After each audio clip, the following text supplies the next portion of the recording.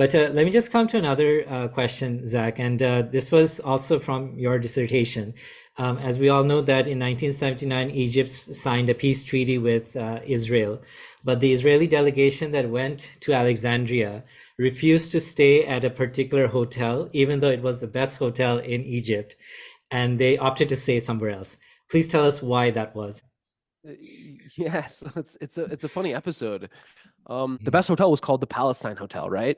And there must have been some smarty pants on the Israeli delegation Mhm. who decided for whatever reason that we're not going to patron this Palestine Hotel because right there's no such thing as Palestine. It's called Israel. Because the word Palestine is bothers Israelis, right? Even to this Mhm. day, right? It Right. bothers Jews more generally around the world as well. And anyone who's Zionist is bothered by this word Palestine, right? Because it's this constant reminder that actually there's this other Mhm. people.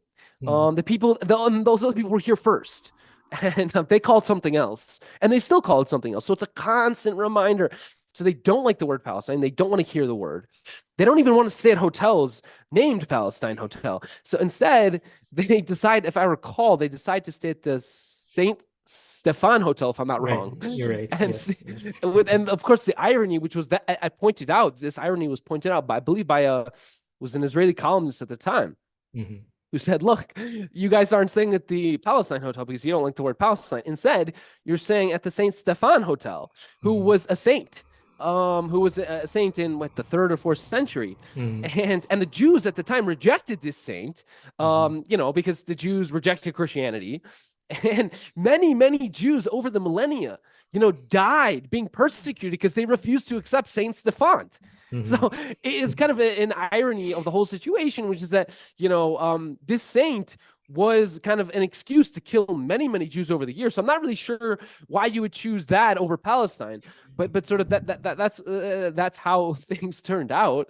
But Mhm. yeah, I mean the basic issue here is that there is this long-standing attempt among Zionists, among Israelis, to erase the name Palestine, to basically pretend that there never was a Palestine, that no one ever called Mhm. the place Palestine. Right. And that history was not just one episode in the early 1980s. You see Mhm. that over, I mean, even to this day, you have Israeli Knesset members Mhm. basically saying, look, there's no such thing as Palestine. I mean, the famous Golda Meir quote, right? There's no such thing as the Palestinian people.